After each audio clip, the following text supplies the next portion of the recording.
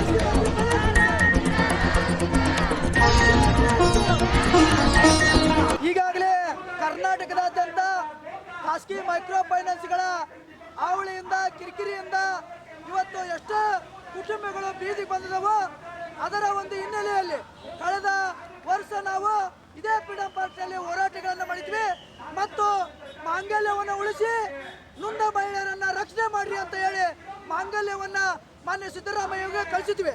ಅದರ ಒಂದು ಹಿನ್ನೆಲೆಯಲ್ಲಿ ಅವರ ಸುಗ್ರೀವಾಜ್ಞೆ ಜಾರಿ ತಂದ್ರು. ಆದರೂ ಕೂಡ ಇನ್ನೂ ಕಿರುಕುಳ ತಪ್ಪಿಲ್ಲ. ₹1 ಕೊಟ್ಟು ₹10 ವಸೂಲಿ ಮಾಡ್ತಾ ಇದಾರ, ಬಡವರನ್ನ ಬೀದಿಗೆ ತಳ್ತಾ ಇದಾರ.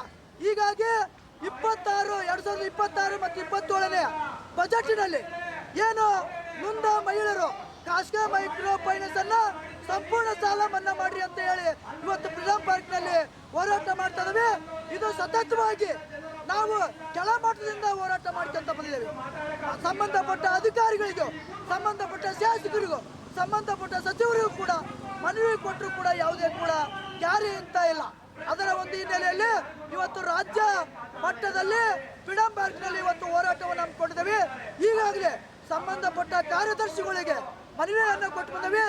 ಕೂಡಲೇ ನಮ್ಮ ಮನವಿಗೆ ಸ್ಪಂದಿಸದೆ ಹೋದ್ರೆ ದೊಡ್ಡ ಮಟ್ಟದ ಬೀದಿಗಿಳಿದು ಹೋರಾಟ ಮಾಡಬೇಕಾಗತ್ತೆ ಅಂತ ಹೇಳಿ ಈ ಮಾಧ್ಯಮದ ಮುಖಾಂತರ ನಾವು ಸರ್ಕಾರಕ್ಕೆ ಸಂದೇಶವನ್ನು ರವಾನೆ ಮಾಡ್ತೇವೆ. ಹನುಮಂತಪ್ಪ ಗಬ್ಬಾರ್, ರೈತ ಸಂಘದ ಮುಖಂಡರು, ಹಾವೇರಿ.